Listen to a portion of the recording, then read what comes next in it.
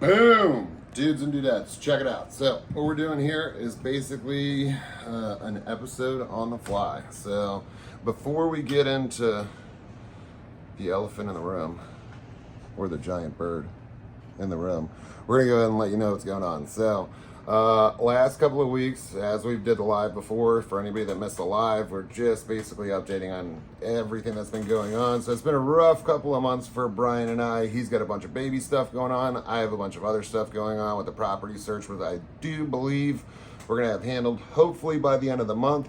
So things are gonna simmer down. Also, if you look down here, we're missing one of these.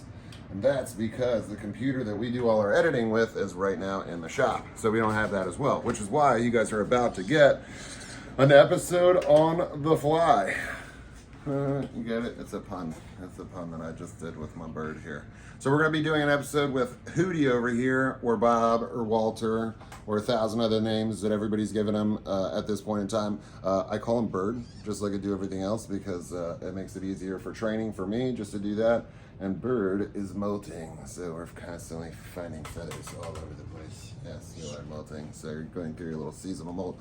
Bird here is a Eurasian eagle owl. He's the second largest owl in the world. For me, arguably, could be the largest owl in the world. If you do the research, you can find that there is one owl that's a little bit taller than these guys. There's also an owl that is a little bit heavier than these guys as far as weight goes. But for size and weight comparison altogether, I do believe that there is a chance if you had a female Eurasian eagle owl, this is a male, but if you had a female Eurasian eagle owl, I do believe there is a chance that a record-holding bird could be a Eurasian eagle owl. Now, like I said, there's one that's taller, one that's heavier, so there are birds that are bigger than this guy right here. What do you see over there, bud? What are you seeing over there? But we're going to say second largest owl in the world, just so I don't get bitched at. But I think arguably if we really looked into it and did some research and tried to find who had the largest owl in the world in captivity, there is a solid chance it could be one of these. Now, this is a male.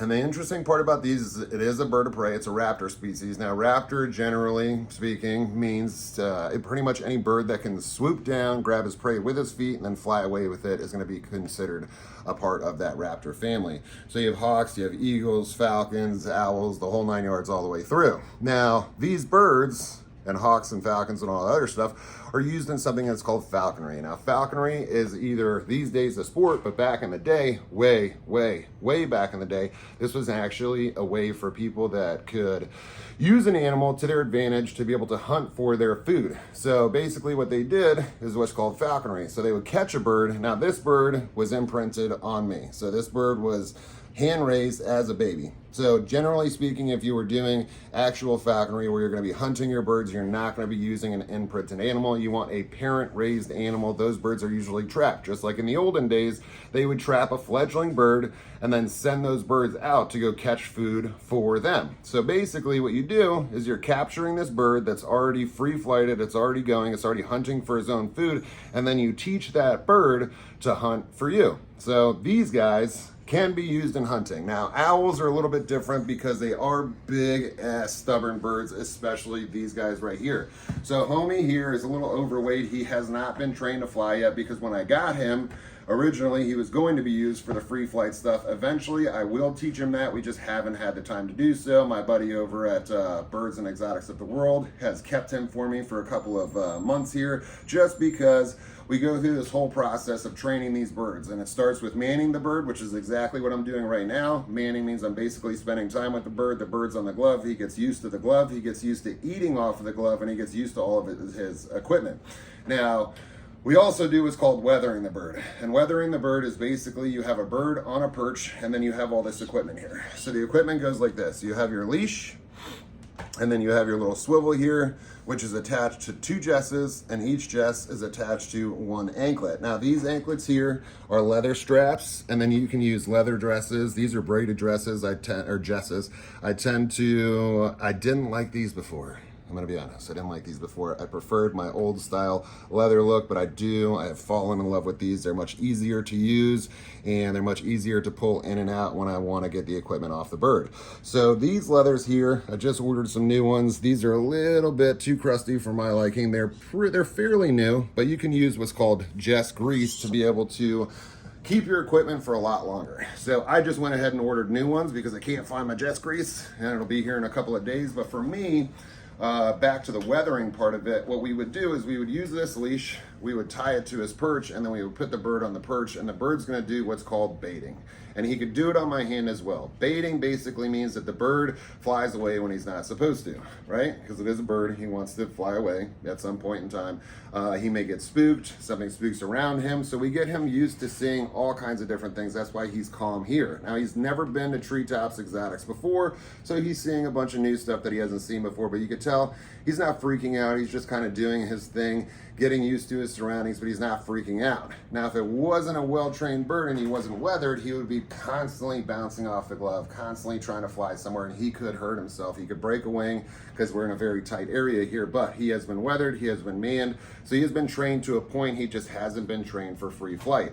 Now, back to the weathering. So we tie him to the perch, and we do that for a little while just to basically get him used to people walking by, other animals walking by, all kinds of stuff, so that we can use him for presentations, so he can be an ambassador animal for other animals out there, such as this guy, like the owls out there. So we're basically using an exotic animal to teach about the 5 native species that we have here in Florida, which from smallest to biggest would be your screech owl is the smallest. Right after that, you have your burrowing owl. That's the diurnal owls that dig little holes in the ground. Those guys stay in the ground. Then you have your barred owl, then the barn owl. Nope, that's backwards. Barn owl, then the barred owl. Then you have the great horned owl, which is the biggest here in Florida, which would be comparable to this guy right here in some ways. So when you're staring up at the top, those are not his ears. Those are called tufts, specifically to make the bird bigger. A second ago, you saw him stand up real tall, so he can make himself look big and tall. But when he's really threatened, which he's not going to be here unless winter comes around, old doggo comes around, she will puff up. So what they'll do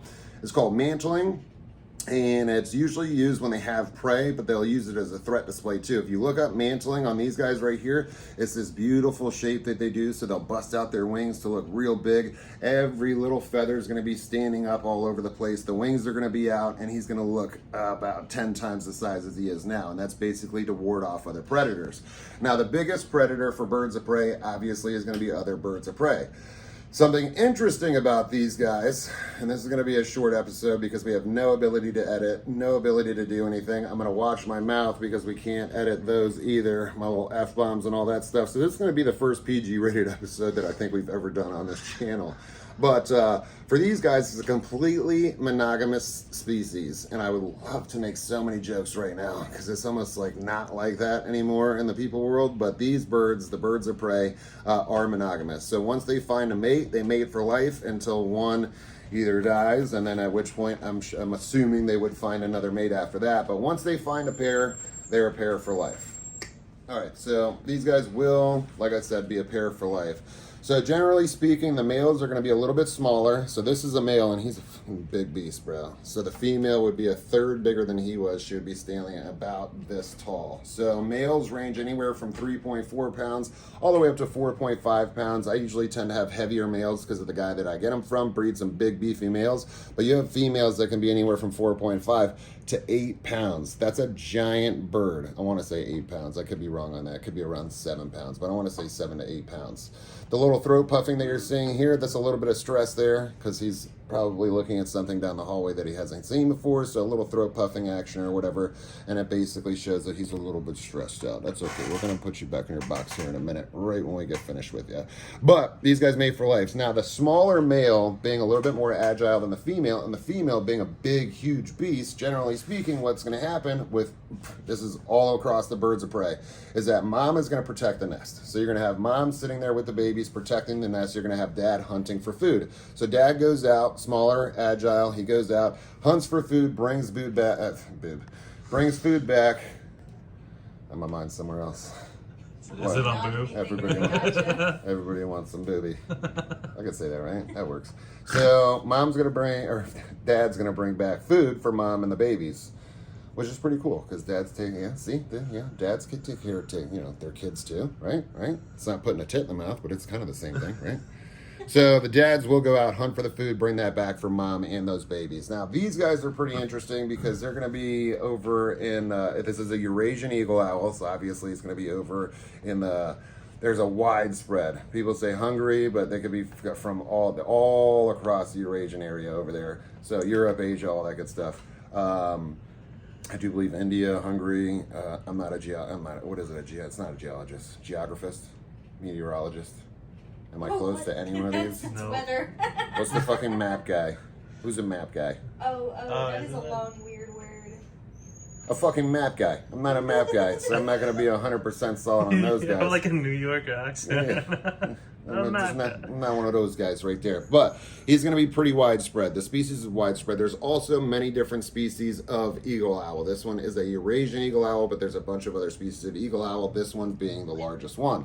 Now, something else that's interesting about these guys is their ears are right where ours are. One points up, one points down, and they're silent flyers. So I'll see if I can get him to open his wings up real quick, and he's going to make noise with his beak, but you can't hear his wings, and there's good reason for that. And also, these birds, people think they can turn their heads around 360 degrees, and guess what? They can, but they can only do that one time.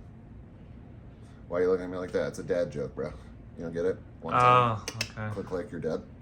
So it's 280 degrees. They can spin the head 280 degrees, and the reason for that is because there is extra vertebrae in the neck that allow it to do that. And the reason they do that is very simple. You see these big giant eyeballs? That would be like comparing our eyeballs to oranges. So if we had oranges for our eyeballs with the way that our face looks, we wouldn't be able to do what we do. So I can stand still and I can not move my head, not move my shoulders, and I can move my eyeballs side to side. I can look left, I can look right. He can't do that. So you'll often see owls doing this shit right here.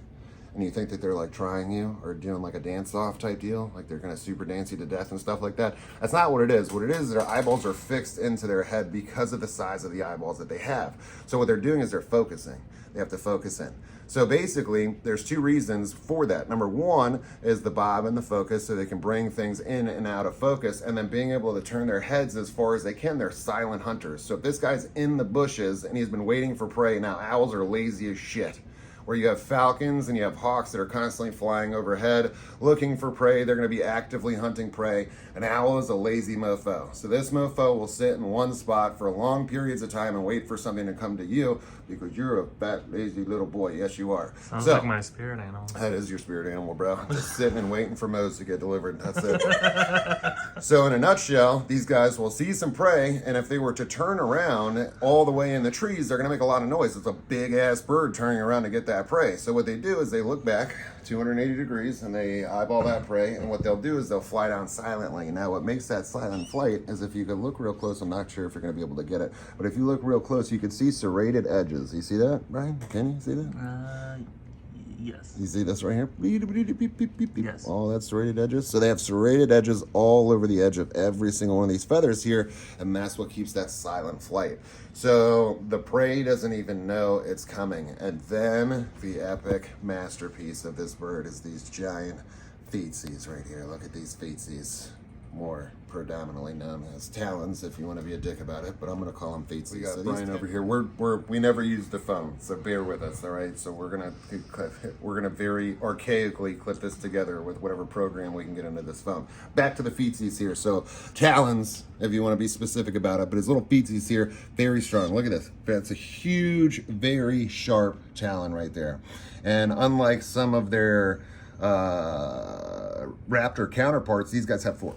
So there's 2 in the back, 2 in the front, right here, and this guy can put a couple of 100 pounds of pressure. Now, I've heard everybody say all kinds of different things. I've read all kinds of different things. So I'm not going to tell you how much pressure is in this bird because it can go anywhere from 500 pounds to 1,000 pounds of pressure depending on who you're asking, what book you're reading, what you're reading offline or whatever. So it's very hard for me to dial in how many pounds of pressure per square inch this bird can actually deal out with these talons. What I can tell you is that the other end of a talon sucks real bad. So I have had a rat in my hand and accidentally had my hand grabbed with that rat, and I was by myself, so I had the glove on this hand, a rat in this hand, and I had my other bird, same kind of bird, and he had no equipment on, so I was walking out back with him, and I didn't want him to fly away. Not that he wouldn't come back, he was trained for that, but I was in a hurry, so I was trying to just get him to his cage. So I kept bopping the rat on my glove to keep focus and whatnot, and basically he reached out and grabbed my hand. So he pinched my thumb here to my pinky, so he had the rat trapped in my hand, and then every time I moved, just like an alligator, he squeezed tighter because he thinks it's still living. So he's trying to kill his prey. So every time I move,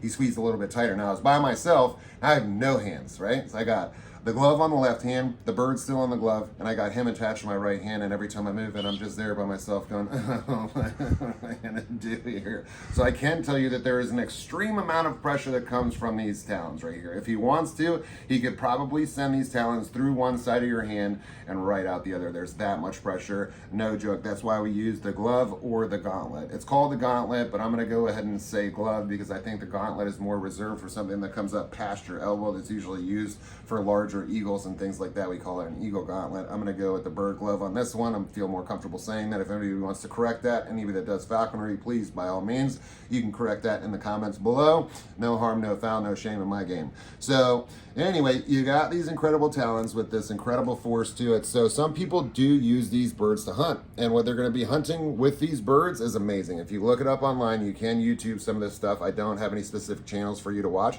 but if you look up hunting with the Eurasian eagle owls, usually it's going to be in a very snowy area. These birds are from the mountaintops. They usually nest on the sides of cliffs and stuff, or at the bases of trees. It's not like your normal nesting birds that make a nest in a tree. It's usually in the corner of a cliff and stuff like that. But these guys will be used to hunt large prey. So this thing can take down a small deer. Imagine that. Think about this bird right here at 4.5 pounds being able to take down a large enough prey item to be a small deer, rabbits, things like that. But that's what people are going to be using hunting these style birds. Most people will not hunt these style birds. Why? They're fat, they're lazy, they're stubborn. You're stubborn. Yes, you are. Yes, yes, yes. So what comes into play, which we're going to show you in later episodes, because what I'm going to do, this bird's already been manned, he's already been trained for what he's to do right now, which is basically sit nice and pretty and be comfortable with everywhere around him and not be super stressed out. So he's a little tiny bit stressed out, but that's okay. He's going to be doing just fine. Next step for him, which we would have already done if all the park stuff and all the nonsense wasn't going on, he would already be free flighted. He would be trained for flight, and we're going to go through that entire process with you guys. Now, the most important thing whenever free flying a bird or having any bird whatsoever is your scale. So you always want to have a scale, you want to have your equipment, and then you also want to be able to remove this equipment. So his equipment's been removed probably for the last, I would say, month. We gave him a month break, no equipment. He's already been weathered. He already knows the deal. He's already trained on that side of things. So the only time I'm going to put equipment on him is if I bring him out. Other than that, when he goes into his mew, which we will show you what that means later on in another episode with a mew, because you don't put him in a traditional style enclosure. You can. If you look at my way back into my YouTube, you can see the 2 owls that I had at the park. We put those in a big, long flight enclosure because we had no interest in free flying, and we gave them a huge space to work in to potentially breed these birds, but to my knowledge, none of these have been produced in Florida. Now with a bird mew, we do a bird mew for different reasons, but we're gonna save that for a later date. So a bird mew is reserved for falconry. It's what falconry people use to keep their birds in. It keeps them safe, it keeps them happy, and then it also keeps it so that you can work that bird the way you're supposed to with the size dimensions, the way it's built out. Everything that's done in a bird mew is different than an enclosure. We're gonna go into that later on. So soon, once we get this property wrapped up, hopefully by the end of the month, that's a little bit of good news for everybody right there. We're going to be able to show you that stuff. So we are going to train this bird for free flight, and he is almost a year old. I got my bird the same time that I got Chandler, his bird, from a buddy of mine, Rick West, up in Syracuse up there. So he's a good friend of mine, the nicest guy that you could possibly ever meet. I've gotten birds from him for the last 10 years. He produces the most gorgeous, wonderful, beautifully dispositioned birds that you could possibly ever imagine. So thank you, Rick. Love you to death, bud. Haven't been able to talk to him in a bit, but I will. But hopefully, in the long run, we'll be able to show you guys that even with the older bird, we can still teach him how to do the free flight stuff, which is good because then we can give the bird exercise, and then it also is like a little zen moment for me. I do love working with the birds. It's a little back and forth. It's very satisfactory to be able to take a bird from what he is now and then be able to set him off of his equipment, because when you fly, you never use equipment. Why? Because if the bird ever takes off, you don't want him getting hung up on any trees or anything like that, because he could in fact die. So it's actually illegal to fly your bird with certain equipment on. You got to do it with no equipment. But when we start, we're going to show you all the tools and everything with it. The creance, everything. If you go back to my Kookaburra episode, you can get a little bit of that there. But we're going to go into full detail on flying a raptor soon enough. So that's just a little taste of an episode for you guys, just to keep you guys updated. I want to thank all the Patreons out there for hanging in with us those last couple of weeks. The computer will be back tonight. We already confirmed with Pops. Pops is Tim. That's not my Pops, but it might as well be, considering the amount of time that I'm spending here. But yes, thank you guys very much to everybody out there that's been sticking with us. Thanks to the Patreons. Thank you for everybody to go through this last month here. It's been a miserable month, but we got the computer coming back here. Everything is doing well now. We're on the up and up. I think we have the property figured out, so cross your fingers for that one. And then we're going to come together and we're going to really slam out some episodes coming up soon. It's going to be an interesting one because you're going to get to see a full build. We're going back to reptiles, full-on reptile house, full-on venomous house, full-on bird shit going on, full-on across the board, mammals, birds, monkeys, everything, the whole entire spectrum. So we're gonna blow this channel to the fucking moon and back, and we're gonna leave that F-bomb in there, right? Give me a big kiss, bud. Mwah. I love you. What you good bird? Yes, you would. Oh, you're fucking breast. Thanks, dude. Oh. All right, dudes, dudettes, thank you very much for your patience. We appreciate you. We're gonna be back in action, full blast. Give me a pound it, Brian. Boom! Out.